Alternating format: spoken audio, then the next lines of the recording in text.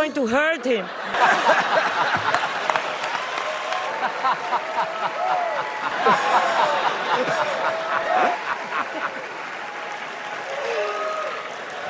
Is he finished? What if I kill you? You were the wrong choice. Okay.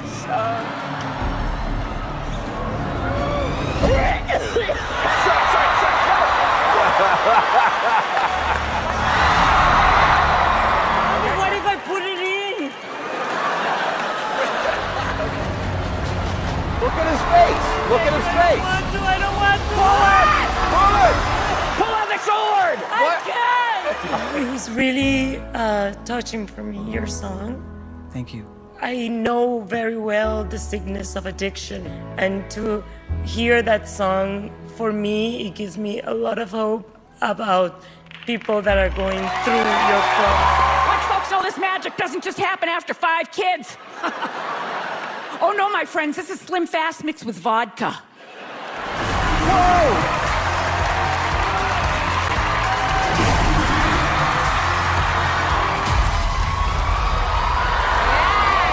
I want to give you a little head start here.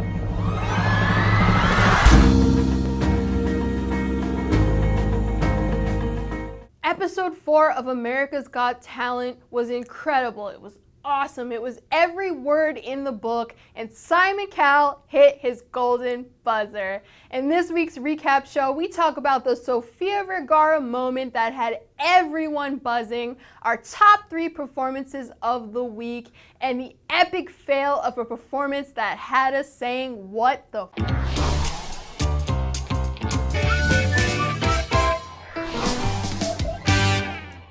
Hi, I'm Samantha. I'm Mriganka, And welcome to the Talent Recap Show. It was episode 4 of the America's Got Talent auditions, and Simon Cowell finally hit his golden buzzer.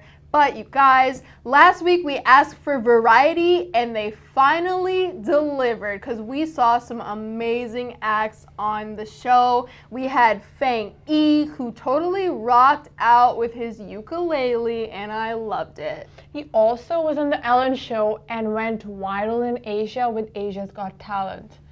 And I wish he got a little more screen time, but I think in that small amount that he got, he stole our hearts. We also saw Olax, and they're from Arctic Serbia. They brought in the original, authentic touch of their tribe, and I've never in my life seen that kind of performance. Like, what was it? The nature sound, the noise they were making, the way they were dressed, like everything, it was so authentic, so original, and I felt like I'm missing out.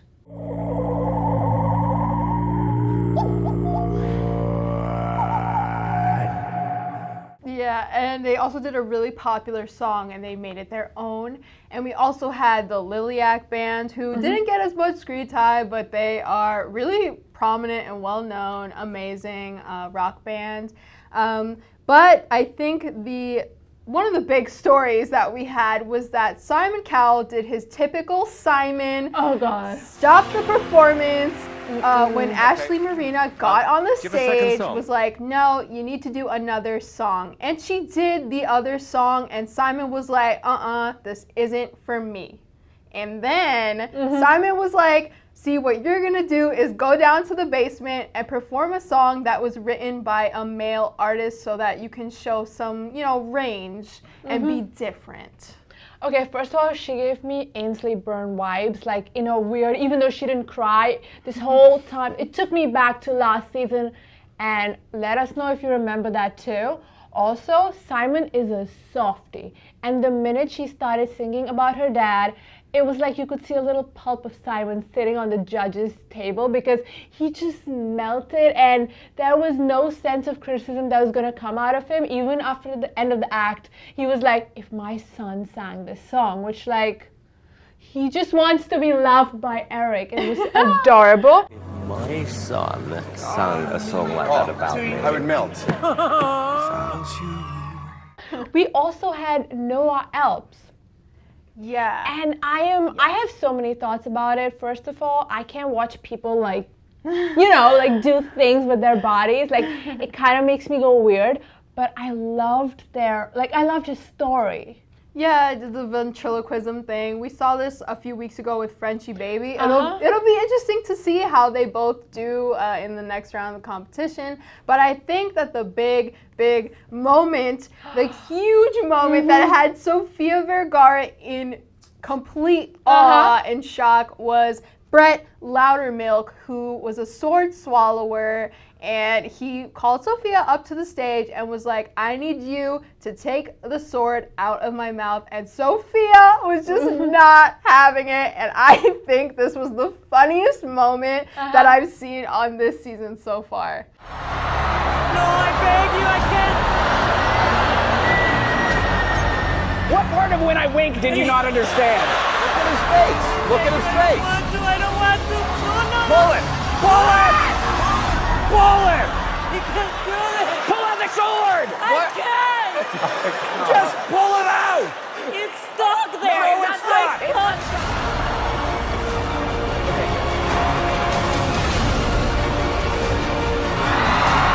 Pull.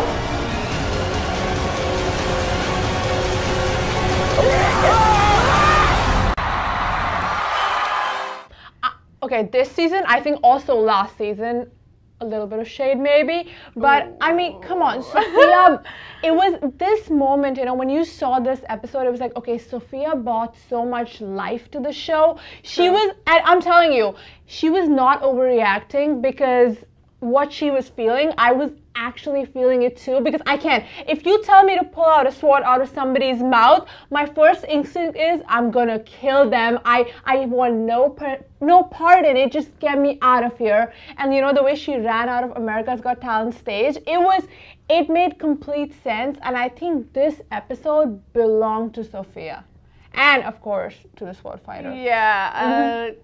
3 swords at one time. Oh my god, I can't. No, I can't watch this kind of stuff. Like, it makes me go, ugh. So when I saw it, I was running. Like, I was actually like trying to cover my eyes, but like see a little bit just to like kind of see it, but not see it too. Yeah, and this is the first time he ever did 3 swords at one time and had all 3 judges on stage. Can I pull one out? Seriously? Yeah. No, I really want to pull one out. You really want to pull one out? Let's do it. All three. Wait, I've never done this before. 3 at once. 3 at once. Not one.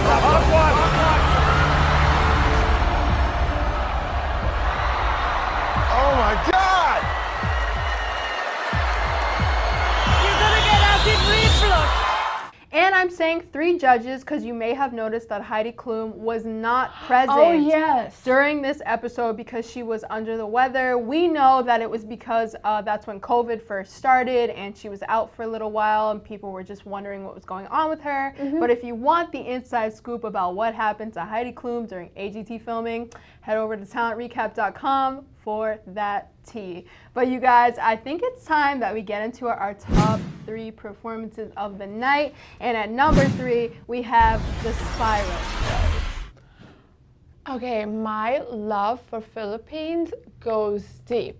And the Cypress Bros brought everything that is amazing, authentic, and lovable about Philippines. You know, they were so excited, they were so genuinely sweet, so talented. The way they strung the Diablo, is that how you say it? Diablo on the stage and out. It was so sweet, so adorable, and how humble they were, the lighting, their shoes, and the fact that Heidi was very conveniently missing from the judges' table at that time while they did that. It was amazing. It was amazing use of space, amazing use of music, and I am so glad they have arrived. Yeah, girl, the danger factor in that performance. I have never seen a danger factor in a Diablo performance, so just imagine if that thing fell on Simon, because like it was really, really close. Or more importantly, Sofia, but you know, that's just a personal preference there. Okay, she has to be treasured. But moving on to number 2, we have Nolan Neal, who sang sang an original song. And this was the moment that had Sofia Vergara in tears because she completely related to his story of being a former drug addict because she has people in her family who were also struggling with addiction. I think this also gives a lot of hope to people who are just down in the trenches and they want something to look up to and some hope.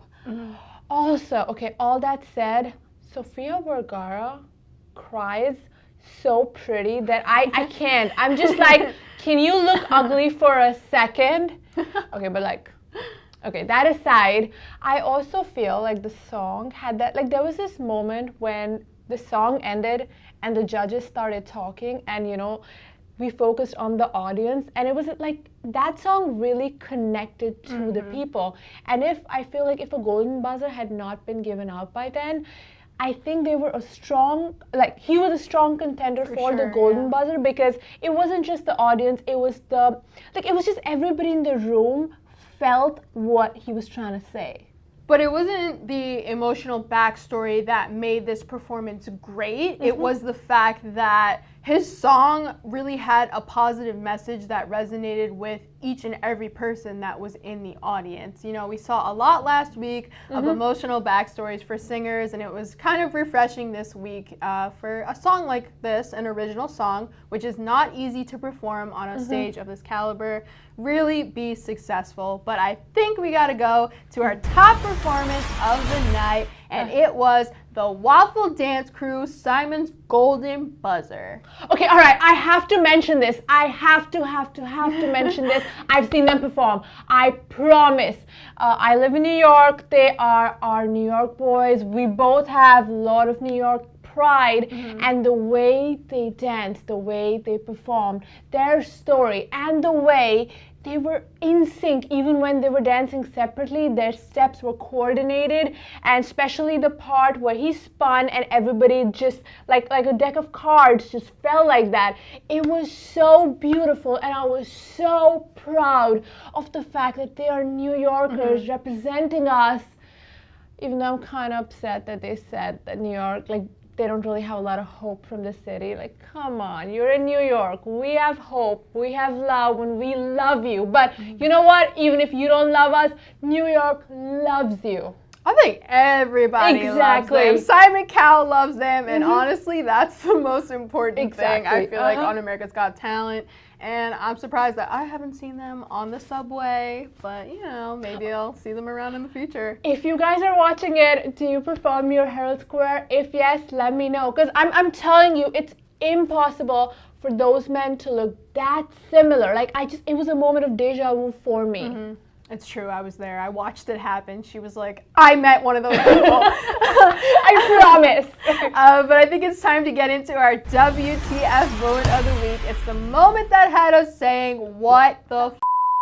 And this week's WTF moment has to be that comedian Christine Hurley, who started out like as, you know, hopeful. We liked her, we were laughing. But then towards the end, it turned into a train wreck, and I had no idea how someone could go from top tier to mediocre.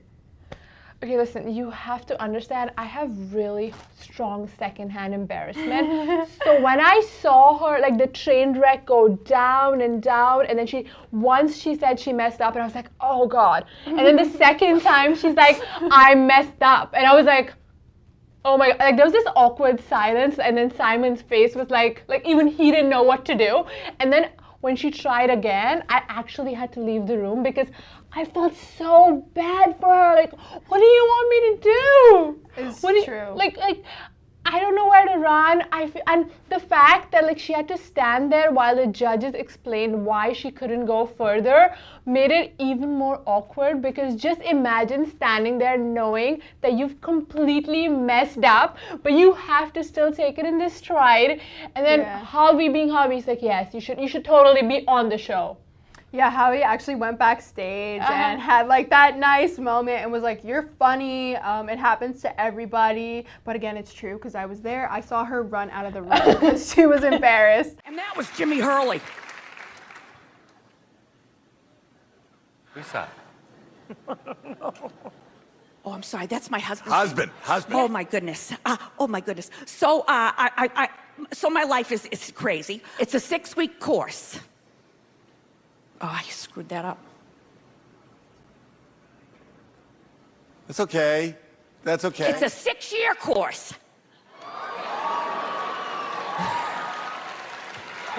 Woohoo! Thank you.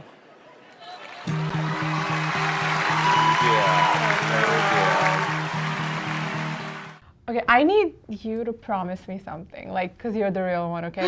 If ever I say I want to go on America's Got Talent, which, like, I have no talent, but if ever I'm like, I totally want to go, I want you to show me this clip, okay? Hold me accountable, because I can't, for the love of God, like, I can't believe, imagine, like, she went on stage. Girl, I got you. Don't worry. I will not let you make a fool of yourself on that stage. But I'm wondering, if you were on America's Got Talent, what would your sob story be? I was bullied for being fat, and I'm legally blind. That was literally going to be my sob story because... Oh, are you serious? Yeah, I wear glasses and I can't see anything, so that would probably be mine too. But I'm very curious, you guys, if you were to try out for America's Got Talent, we need to know, what would your sob story be? Because we all know that's what really gets you through to the next round, that gets the tears. Shade! No shade! Listen, girl, we've been watching the show for long enough, and we know that that's really what gets you in the good graces of the judges and the audience and the people at home. Let's be real. Okay, I have to agree, even though I don't want to. But let us know. And now, what do you think is the comment of the week? Oh, okay, you guys, it's time for the comment of the week. And every week we choose a comment because we like to have a conversation with you guys. And this week's comment happens to be from contestant Emerald Gordon Wolf. And I think her comment was directed towards me. Okay, let me give you a little backstory, okay? So last recap, Samantha decided she wants to improvise. Her name's pretty long. Maybe she should shorten it. Something like, you know, Sophie Dossie or something like that. Shade!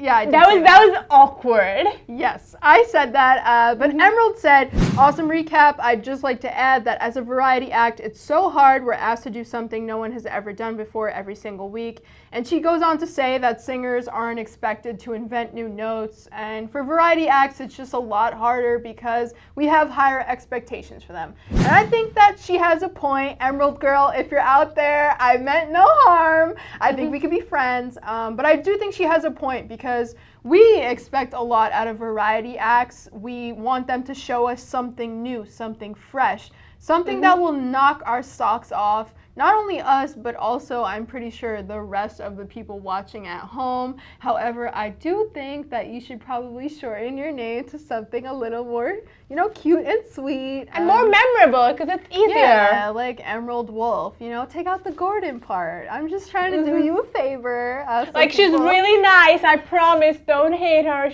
And also, Emerald is an 11-year-old kid, like, we meant no harm, we love you, we love everybody on AGT, because we love AGT, we're fans.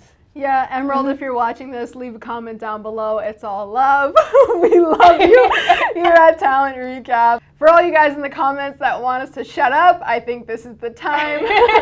So let them know where they can find you. It's Mriganka Chavla on Instagram. Come say hi. And I'm at SamanthaX373. Make sure you head over to talentrecap.com because we have all the scoop on AGT, including 5 facts about Emerald Gordon Wolf. Make sure you follow Talent Recap on all social medias, and you're on YouTube, so hit the subscribe button and the notification bell. But I think that's it for us today, so it's time to say, and that's our Talent Recap. Hey, what are you doing tonight? Well, I think you should hit that subscribe button down below, and then we can talk. We'll be right back.